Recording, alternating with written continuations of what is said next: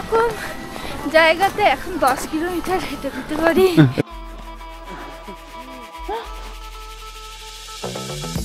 কিন্তু হাত দুটো মানে কোনো সার পদার্থ আর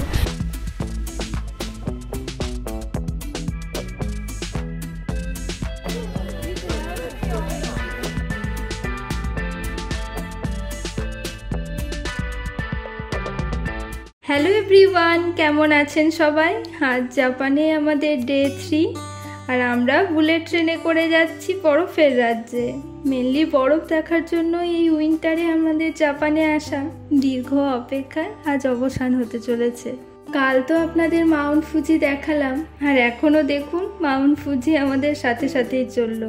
জানি না সে কতক্ষণ আমাদের সঙ্গ দেবে, তবে মাউন্ট ফুজির অসাধারণ সৌন্দর্যকে উপভোগ করতে হলে আই বাটনে ক্লিক করুন। আমরা এবার নামবো নাগানোতে। ওয়েদার রিপোর্ট দেখাচ্ছে স্টেশনেই -8 ডিগ্রি। তারপর আমরা তো আরও উপরে উঠব। ঢাকা ঢুকো দুজনেই ভালোভাবে নিয়ে নিয়েছি, তা দেখি কতদূর কাবিলা করতে পারছি। ট্রেন থেকে নেমে এবার আমরা যাচ্ছি বাসের টিকিট কাটতে। এই স্টেশনের বেসমেন্টে বাসের টিকিট কাউন্টার, ওখানে স্নো মাঙ্কি পাস পাওয়া যাচ্ছে, যাতে আসা যাওয়া বাস ভাড়া আর পার্কের এন্ট্রান্স ফি ইনক্লুডেড। এই যে স্টেশনের বাইরেই বাস দাঁড়িয়ে আছে। -8 ডিগ্রি টেম্পারেচার হলেও আকাশটা বেশ রোদ ঝলমলে আছে। চলো এবার বাসে উঠে পড়ি। বাস নাগানো শহর ছেড়ে যতই এগিয়ে চলছে, রাস্তার দুধারে বরফের চাদর ততই পুরু হচ্ছে। দেখুন চারদিক কি অপূর্ব লাগছে, চোখ আর মন দুয়েরই শান্তি। মন আর মানছে না, শুধুই মনে হচ্ছে কখন নিচে গিয়ে বরফগুলোকে একটু ছোবো। সত্যি আজকে যেন মনে হচ্ছে দুটো চোখ বাবা সার্থক হয়েছে বাবা। হ্যাঁ, আমরা পৌঁছে গেছি আর এখানে আসতে 1.25 ঘন্টা মতো লাগলো।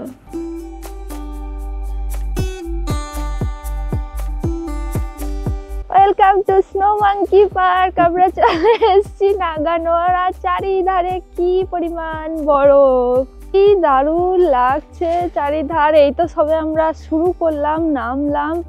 হ্যাঁ, এখনো তো পুরো বাকি আছে।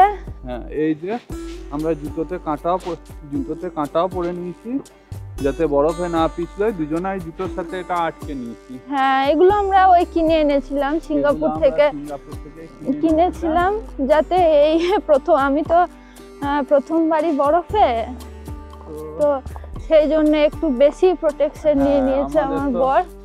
হ্যাঁ, তারপরে আরো অনেক রকম এনেছে, যদিও আমি একটু বডি ওয়ার্মারও পরে নিয়েছি। তো আজকে আমার যা আনন্দ হচ্ছে, এই বরফ দেখে কতদিন ধরে কল্পনা করেছি, আর আজকে অবশেষে সামনে। বরফে হাঁটতে হচ্ছে কিন্তু আমাদের পায়ে প্রচন্ড ভালো গ্রিপ আছে, মানে এক ফোঁটা স্লিপ করছে না। যদিও আমি একটু বিরক্ত হচ্ছিলাম, আমি বলছিলাম লাগাবোই না, একটু জোর করে লাগিয়ে দিয়েছে তো, কিন্তু লাগিয়ে দেখছি সত্যি সুফল আছে। মানে এই যে কত পিচ্ছিল রাস্তা, কিন্তু আমরা পিচ্ছিলের পটাও বুঝছি না। গাড়ি আসছে, গাড়িগুলোতেও সব বরফ জমে আছে। এই যে চারিধারে সব গাছপালায় বরফ। যেতে যেতে এত সুন্দর লাগছে, এখনো আমার বিশ্বাস হচ্ছে না যে আমি এত সুন্দর একটা জায়গায় এসেছি। একটু বরফের মধ্যে দিয়ে একটু হেঁটে নাও, দিয়ে আরো বিশ্বাস করে না। বারবার মনে হচ্ছে সেই যেমন ভিডিওতে দেখতাম সেটাই। এখন দেখাচ্ছে স্নো মাঙ্কি পার্ক, 2 কিলোমিটার মতো হেঁটে যেতে হবে। তবে এই রকম জায়গাতে এখন 10 কিলোমিটার হেঁটে যেতে পারি। খুবই সুন্দর রাস্তা। এই যে এখানে যে রিসর্টগুলো আছে, আমরা যখন প্রথম ভেবেছিলাম নাগানোতে আসবো, তখন ভাবছিলাম যে এই রিসর্টগুলোতে থাকবো, কিন্তু আমার বর বলছে যে এত ঠান্ডায় যদি কষ্ট হয়, মানে কেমন কি বরফের পরিস্থিতি থাকবে সেটা তো আমরা আগে থেকে বুঝতে পারছিলাম না। তাই নাগানোতে আমাদের যে হোটেল বুকিং করা আছে, ওটা এই ওপরের নয়, যেখান থেকে আমরা বাস ধরেছি ওই স্টেশনের কাছে। আর আমার বডি ওয়ার্মারের প্রভাবও শুরু হয়ে গেছে। হ্যাঁ, মানে একটুও ঠান্ডা বুঝতে পারছি না আমি। কালকে ভয়ঙ্কর ঠান্ডা কষ্ট হয়েছিল, তখন যদি লাগাতাম। কাল ওই মাউন্ট ফুজি যে ওই লেকটায় গেছিলাম, হ্যাঁ ওখানে প্রচণ্ড হাওয়াতে খুব ঠান্ডা লেগেছিল। আর আজকে ওইগুলো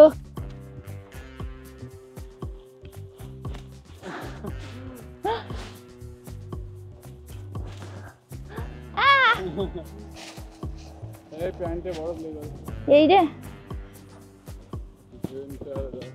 জুতোর কাঁটা যদি কেউ নাও নিয়ে আসে তবে এখানেও দোকান আছে দেখছি, সেখানেও কিনতে পারবে।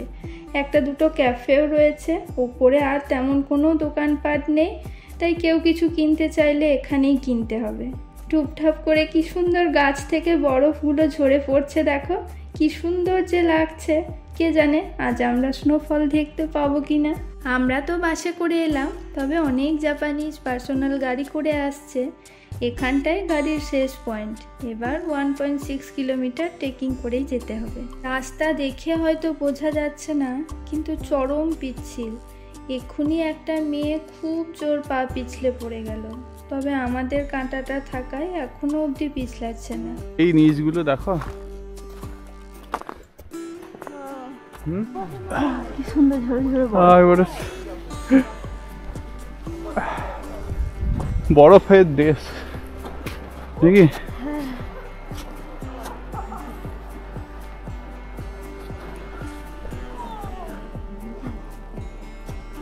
আচ্ছা সব শিকড় বাকড় গ্রীষ্মকালে থাকে এই রকম রূপ। আর এই যে শিশু বান্দর, আর এই যে এই রকম হয়ে আছে এই ধারটা, যেইটার গ্রীষ্মকালের চেহারা তো দেখালাম। এই যে এই হলো রাস্তা যেটা দিয়ে আমরা আসছি, পুরোটাই বরফে ঢাকা। মানে এমনি রাস্তা দিয়ে যে হেঁটে যাবে সে উপায় কিছু নাই, বরফ দিয়েই যেতে হবে। আর এই স্লিপ রাস্তা দিয়ে, আর চারধার একবারে খুব বেশি চওড়া রাস্তা নয়, পাশাপাশি হয়তো 2 থেকে 3টে লোক হাঁটতে পারবেন। লোকজন যাচ্ছে আসছে বিভিন্ন গ্রুপে, বিভিন্ন বাসে, বিভিন্ন সময়ে। কিছু কিছু লোক আবার শিশুকে নিয়ে আসছে গাড়িতে করে, কেন বুঝলাম না, বাচ্চাগুলো হাঁটতে পারছে না না কি ব্যাপার। আর এই যে লোকজন খুব বেশি নয়, যদিও আজ হচ্ছে রবিবার। আর একজন তো একবারে নাচতে নাচতে দুলতে দুলতে যাচ্ছে। বলো আনন্দ আজ আর, হ্যাঁ আজ আনন্দ সীমাহীন। তবে ব্যাপার হচ্ছে মানে এটা উষ্ণপ্রস্রবণে জলটা এসছে, হ্যাঁ অনেক ঠান্ডা। হাওয়াতে গাছের পাতার ওপর জমে থাকা ঝুরঝুরে বরফগুলো এমন ভাবে পড়ছে, ঠিক যেন মনে হচ্ছে স্নোফল হচ্ছে। আর ওইগুলো রোদ পেয়ে যে কি দারুণ লাগছে, ব্রাইটনেস ওদের 100 গুণ বেড়ে গেছে রোদ পেয়ে, না? আর এই ওপর থেকে মানে রোদের তাপে বরফগুলো একটু একটু পড়ছে। রোদের তাপে নয়, একটু হাওয়া পাচ্ছে, হ্যাঁ ঝুরঝুরে হয়তো বরফ, ঝুরঝুরে বলে ঝেড়ে দেওয়াটাও সহজ। নাহলে আজ এই যে পিছনে যে যাচ্ছে সে কতবার যে বরফ নিচে প্যান্টে, কিন্তু এখনো তার প্যান্ট ভেজেনি, এটাই কারণ। ও আর বেশি নয়।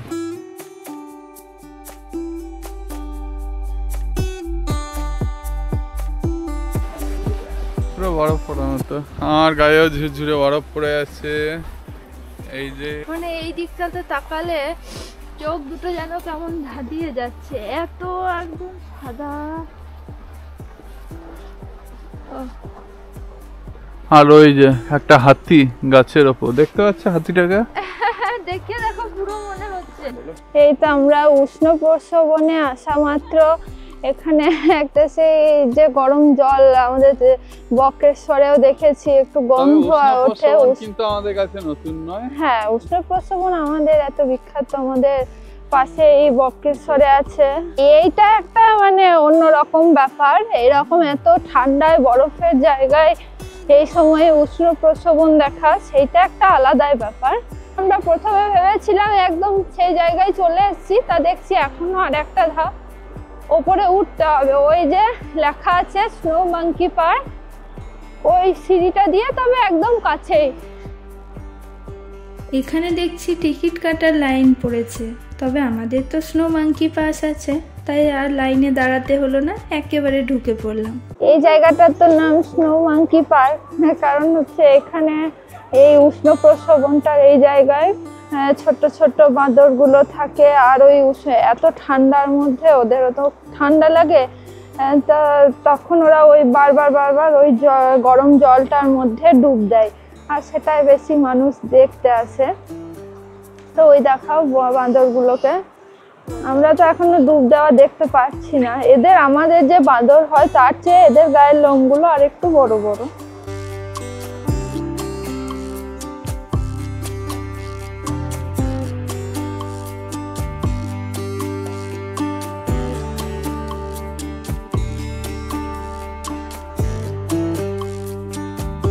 এত ঠান্ডা এখানে, তবু কিন্তু এই জলটা জমে বরফ হয়ে যায়নি, হয়তো উষ্ণ প্রস্রবণের জল তাই। এই সিঁড়িটা ফাইনালি এবার চলে এসছে উষ্ণ প্রস্রবণে, চরম ঠান্ডা। এখন আমরা চলে এসেছি উষ্ণ প্রস্রবণের মেন কুণ্ডের কাছে। কি ভিড় দেখুন এখানটায়, আর কতগুলো বাঁদর গরম জলে ডুবে বসে আছে। এরা গ্রীষ্মকালে না হয় গাছের ফল পেড়ে খায়, কিন্তু এই শীতকালে কি খায় কে জানে। এখানে বেশ কটা ক্যামেরা লাগানো আছে, আর তাতে এই মেন কুণ্ডটা আর তার আশেপাশের দৃশ্য 24 ঘন্টায় লাইভ ভিউ স্নো মাঙ্কি পার্কের ওয়েবসাইটে দেখা যায়। আর বাঁদররা কিন্তু খুব ভালো, একে অন্যের উকুন বেশি। এই যে দুই হনুতে চান করে, ওই যে কত হনুকুমার বসে আছে। এই যে আমরা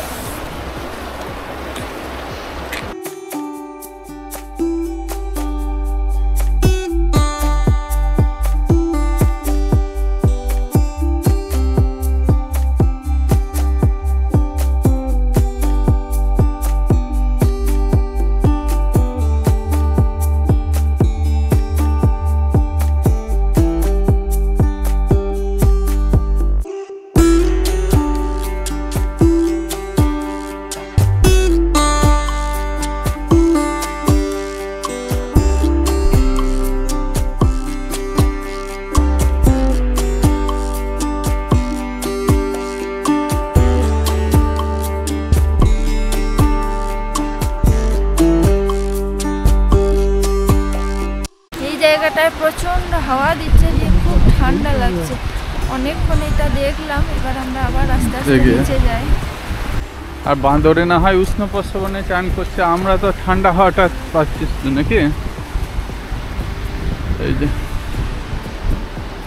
এই যে ওইখানে ছিলাম, এবার এই যে আমরা এগিয়ে গিয়ে চললাম। এখানে একটা খুবই ছোট্ট সুভিনিয়র শপ আছে, তাতে টুকটাক জিনিসপত্র কেনা যাচ্ছে।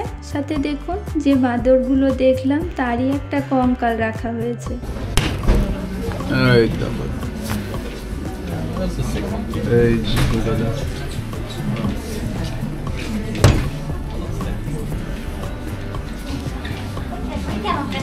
বাঁদর মুখ চিহ্নে ছাপ দেওয়া হয়ে গেল।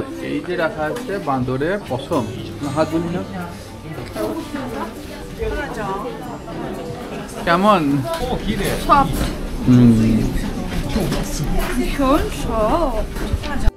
এই জায়গাটা একটু রিমোট, কিচ্ছু খাবার দাবার পাওয়া যাচ্ছে না।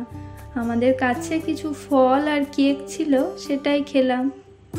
আমরা যখন ঢুকলাম এখানে তখন তো দেখালামই টিকিটের লাইনে মাত্র 8 থেকে 10টা লোক, আর এখন দেখুন লাইনের কোনো শেষই দেখা যাচ্ছে না। তাই যে কোনো ট্যুরিস্ট স্পটই একটু সকাল সকাল আসাই ভালো।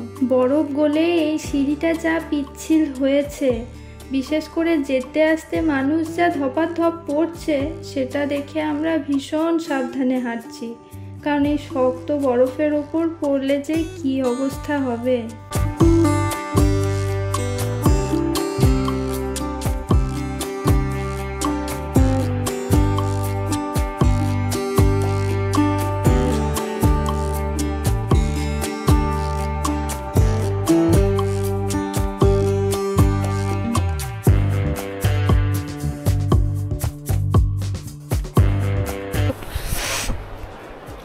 আর এই তো আমরা এবার ফেরত যাচ্ছি।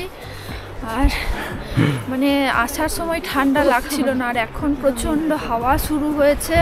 সব গাছের মধ্যে যে বরফগুলো সেই স্কুপ হয়ে আছে সেগুলো ঝরঝর করে পড়ছে, দিয়ে হাত পায়ে তো ওয়ার্মার পরেছি, এই কোমরেও একটা ভরে রেখেছি, কিন্তু হাত দুটো মানে কোনো সার পদার্থ আর হাত আমার পাটা এবার গরম হতে লেগেছে, হচ্ছে না?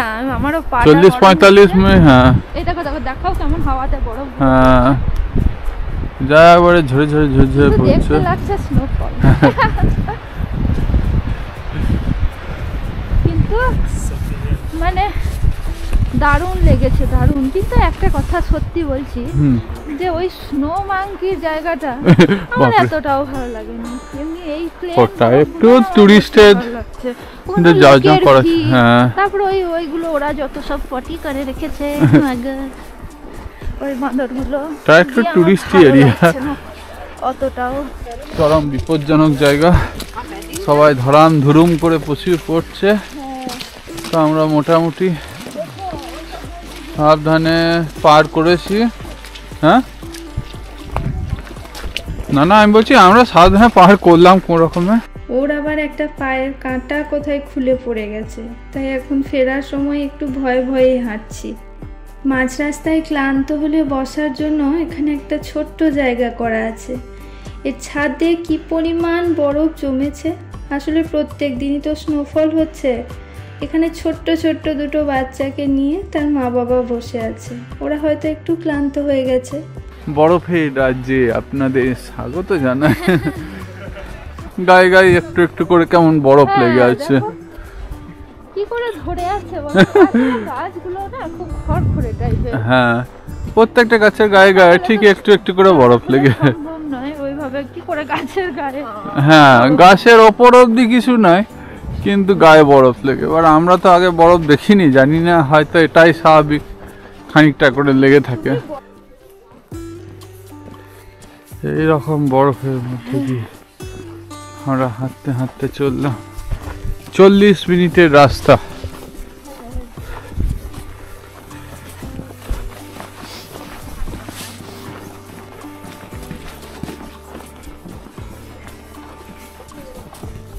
এখানে আমার বউ লাথি লাথিয়ে কত ফেলেছিল। কংগ্রাচুলেশন।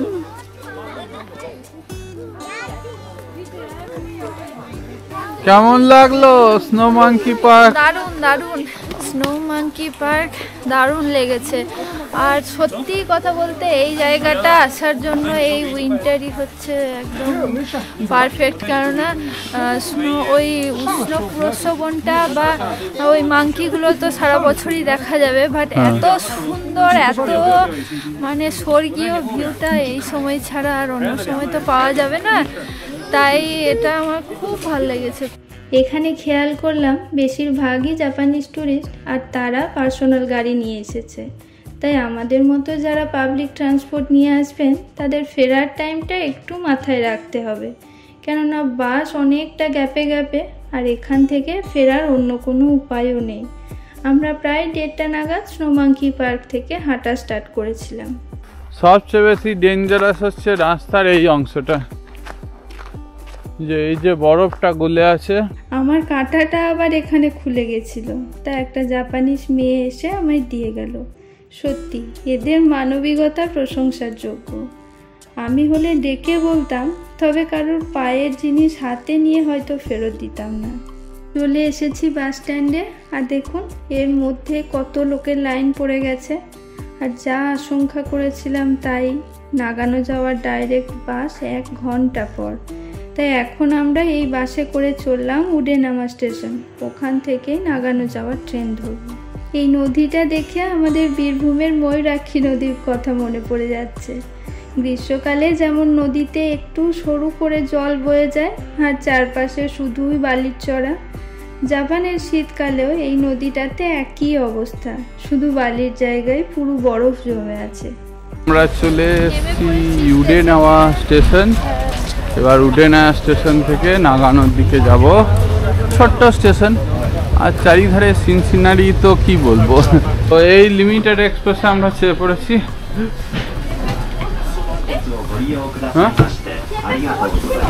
হ্যাঁ ট্রেন ছেড়ে দিল আর চারদিকটা মনে হচ্ছে কেউ যেন রং তুলি দিয়ে এঁকেছে। যে ছবি এতদিন ক্যালেন্ডার বা খাতার প্রথম পাতায় দেখেছি, আজ তা চোখের সামনে। শুধুই মনে হচ্ছে আমরা এমন একটা জায়গাতেই বাড়ি নিয়ে থাকব। তবে একটা দিন এখানে এসেই বুঝলাম বরফ দু একটা দিন উপভোগ করার জন্যই ভালো। বরফ যাদের নিত্য সঙ্গী তারাই বোধহয় এর কষ্টটা বোঝে।